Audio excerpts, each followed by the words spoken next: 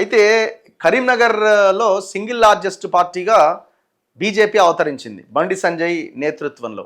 So అక్కడ కూడా నిన్న ముఖ్యమంత్రి చెప్పిండట కరీంనగర్ కూడా మనదే కావాలి, నిజామాబాద్ మనదే కావాలి, కరీంనగర్ కూడా మనదే కావాలి. మరి కరీంనగర్ మనదే కావాలి అని ఆలోచిస్తున్న ముఖ్యమంత్రికి అవకాశాలు ఏమున్నాయి? అవకాశాలు ఏమున్నాయి అంటే అక్కడ మిగతా పార్టీల వాళ్ళని ఇందులో చేర్చుకోవడం, ఎంఐఎం సపోర్ట్తోని ఆ పీఠాన్ని అధిరోహించడం. ఎట్లా సాధ్యం ఇది?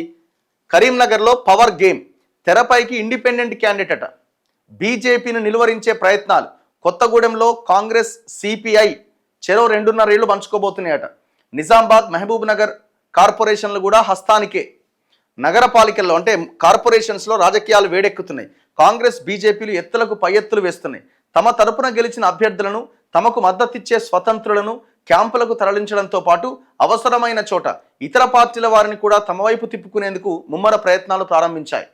నిజామాబాద్లో తొలుత బీజేపీకి అనుకూలంగా ఉందని భావించిన కాంగ్రెస్ ఎంఐఎంలకు కలిపి మెజారిటీ మార్క్ 30 దాటి 31కి చేరిందట.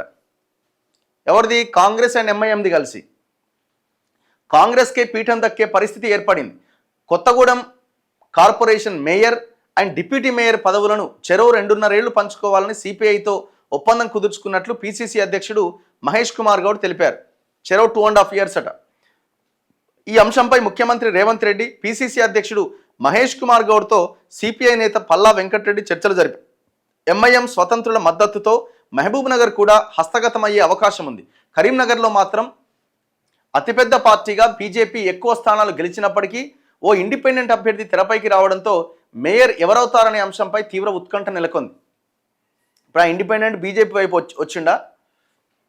ఎక్స్-అఫీషియో స్పష్టతతో అంచనాలు తారుమారయ్యే పరిస్థితి. తెలుసు కదా, ఎక్స్-అఫీషియో మెంబర్లుగా ఎంపీలు, ఎమ్మెల్యేలు, ఎమ్మెల్సీలు, రాజ్యసభ మెంబర్లు ఉంటారు. ఎమ్మెల్యేలకు, ఎంపీలకి ఆ మున్సిపాలిటీ, ఆ కార్పొరేషన్ పరిధిలో ఓటు హక్కు లేకపోయినా వాళ్ళు ఓట్లు వేయచ్చు. కానీ రాజ్యసభ అండ్ ఎమ్మెల్సీలకి ఖచ్చితంగా ఆ మున్సిపాలిటీ ఆర్ కార్పొరేషన్ పరిధిలో ఓటు ఉండాలి. వాళ్ళది కనుక ఓటు లేకపోతే అవకాశం లేదు. బీజేపీకి వచ్చిన సమస్య ఏంటంటే బీజేపీకి 2 ఎమ్మెల్సీలు ఉన్నారు, ఎంపీ ఉన్నాడు, వీళ్ళందరూ ఉన్నా వాళ్ళక్కడ ఓటు లేకుండా పోయింది. ఇప్పుడు మల్క కొమరయ్య, అంజిరెడ్డి వాళ్ళు ఆ పరిధిలో ఉన్న దాంట్లో ఓట్లు వేయొచ్చు, కానీ వాళ్ళిద్దరికి ఓటు హైదరాబాద్లో ఉంది. ఇప్పుడు కరీంనగర్లో కూడా బీజేపీ ఎంపీ ఎవరు బండి సంజయ్ ఒక్కరికి అక్కడ ఎక్స్-అఫీషియోగా ఓటుకు అవకాశం ఉంది.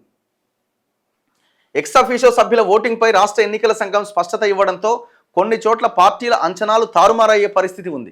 ఎక్స్-అఫీషియో సభ్యులుగా నమోదు కాని ఎంపీ, ఎమ్మెల్యేలు ఎవరైనా ఉంటే వారు తమ నియోజకవర్గ పరిధిలోని ఏదో ఒక మున్సిపాలిటీ సంఘంలో నమోదు చేసుకోవచ్చు. రాజ్యసభ సభ్యుడు, ఎమ్మెల్సీ మాత్రం తమ ఓటు ఎక్కడ ఉందో ఆ పురపాలక సంఘాన్ని మాత్రమే ఎంచుకోవాలి. ఉదాహరణకు 2 బీజేపీ ఎమ్మెల్సీల పరిధి కరీంనగర్, నిజామాబాద్, ఆదిలాబాద్ అండ్ మెదక్ జిల్లాలు. అయినా వీరు ఎక్కడైతే తమ ఓటు నమోదు చేసుకుని ఉంటారో ఆ నగరపాలక సంస్థ లేదా మున్సిపాలిటీలో మాత్రమే ఎక్స్-అఫీషియోగా నమోదుకు అవకాశం ఉంటుంది. వీరి ఓటు నిజామాబాద్, కరీంనగర్ నగరపాలక సంస్థల్లో లేకపోతే అక్కడ ఎక్స్-అఫీషియో సభ్యులుగా ఉండడానికి వీల్లేదు. కాబట్టి ఆ బీజేపీ ఎమ్మెల్సీలకి ఛాన్స్ లేదు. నిజామాబాద్లో వారికి అవకాశం లేదు. 7 కార్పొరేషన్లకు జరిగిన ఎన్నికల్లో రామగుండం, మంచిర్యాల, నల్గొండలో కాంగ్రెస్కు స్పష్టమైన ఆధిక్యం వచ్చింది. మహబూబ్ నగర్లో 2 ఓట్లు తక్కువ వచ్చినా ఇండిపెండెంట్లు, ఎంఐఎం మద్దతుతో పీఠం కాంగ్రెస్కే దక్కబోతున్నది. ఇక మిగిలిన 3 నిజామాబాద్ విషయంలో శనివారానికి కాంగ్రెస్కి అవకాశాలు మెరుగుపడ్డాయి. 60 మంది సభ్యులున్న నిజామాబాద్ కార్పొరేషన్లో 28 బీజేపీకి వచ్చినాయి, కాంగ్రెస్కు 17 వచ్చినాయి, 14 ఎంఐఎంకి వచ్చినాయి, 1 బీఆర్ఎస్కి వచ్చింది. కాంగ్రెస్, ఎంఐఎం కలిపి మెజారిటీ మార్కు దాటడంతో వీరిద్దరూ కలిసి మేయర్, డిప్యూటీ మేయర్ పదవులు చేజిక్కించుకుంటారని ఒకవైపు ఎక్స్-అఫీషియో సభ్యులతో బీజేపీకి పీఠాన్ని సాధిస్తుందని మరోవైపు ప్రచారం జరిగింది. బీజేపీకి Nizamabad MP Dharmapuri Arvind, Nizamabad urban MLA Suryanarayana Gupta, Armoor ఎమ్మెల్యేలు రాకేష్ రెడ్డిలు ఎక్స్-అఫీషియో సభ్యులుగా ఉంటారు.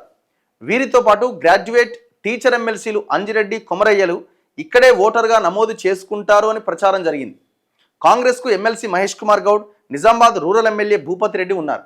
దీంతో బీజేపీకి 33, కాంగ్రెస్, ఎంఐఎంకు కలిపి 33 ఓట్లు ఉంటాయి. బీఆర్ఎస్ కార్పొరేటర్తో మేయర్ పీఠాన్ని దక్కించుకోవచ్చని ఇరు పార్టీలు భావించాయి. కానీ బీజేపీ ఎమ్మెల్సీలకు ఎక్స్-అఫీషియో సభ్యులుగా నిజామాబాద్లో అవకాశం లేదు అని తేలిపోయింది. బీఆర్ఎస్ కార్పొరేటర్ శుక్రవారం రాత్రే కాంగ్రెస్ శిబిరంలో చేరినట్టుగా తెలిసింది. దీంతో నిజామాబాద్ మేయర్, డిప్యూటీ మేయర్ స్థానాలు కాంగ్రెస్ ఎంఐఎంలకే వచ్చే అవకాశాలు మెరుగుపడ్డాయి. రాజకీయం చూడండి ఎట్లుందో. అంటే ఏం లేదు, ఇక పవర్ గేమ్, పైసల గేమ్, ఇది తప్ప ఇంకొకటి ఏం లేదు ఇక్కడ. ఇక కొత్తగూడెం అయితే చెరో 2.5 ఏళ్ళు పంచుకుందాం అనుకున్నారట, అది డిసైడ్ అయిపోయింది. కరీంనగర్లో ఏం జరగబోతున్నది? కరీంనగర్లో ఓ రిసార్ట్లో కరీంనగర్ ఇండిపెండెంట్ కౌన్సిలర్ మాసం గణేష్కు కండువా కప్పి పార్టీలోకి ఆహ్వానిస్తున్న బండి సంజయ్, బీజేపీలో చేరిన మరో కౌన్సిలర్ వేముల కవిత.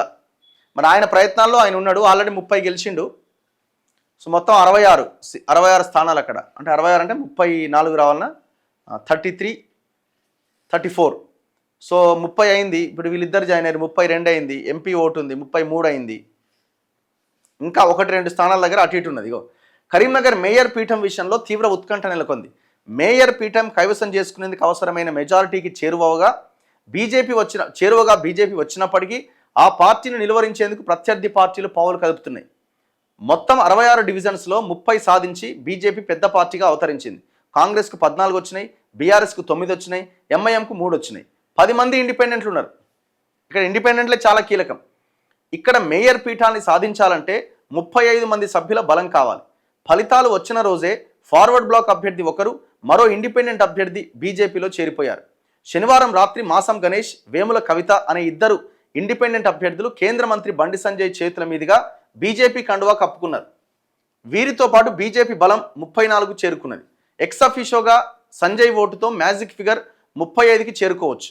కానీ ఉమ్మడి జిల్లాకు చెందిన ఒక మంత్రి చక్రం తిప్పడంతో మేయర్ పదవికి తాజాగా స్వతంత్ర అభ్యర్థి కొమరయ్య పేరు తెరపైకి వచ్చిందట. కాంగ్రెస్ ఎంఐఎంకు కలిపి 17 మంది సభ్యులుంటే ఫార్వర్డ్ బ్లాక్ అభ్యర్థి ఒకరు, మరో 5 ఇండిపెండెంట్లు వీరి శిబిరంలోనే తలదాచుకున్నట్టుగా తెలుస్తోంది. బీఆర్ఎస్ నుంచి గెలిచిన 9 మందిని కూడా కలుపుకుంటే 32 మంది సభ్యులు అవుతారు. వీరంతా కొమరయ్యకు మద్దతు తెలిపేందుకు అంగీకరించినట్టుగా ప్రచారం జరుగుతోంది. ఓటింగ్ సమయంలో ఏదైనా జరగొచ్చనే ధీమాతో చక్రం తిప్పుతున్నారు. విప్పు జారీ చేయకుండా ఓటింగ్ దిశగా ముందుకు సాగేందుకు ప్రయత్నిస్తున్నట్టు సమాచారం. బీజేపీ మాత్రం మేయర్ పీఠం తమకే దక్కుతుందన్న ధీమాగా ఉన్నది.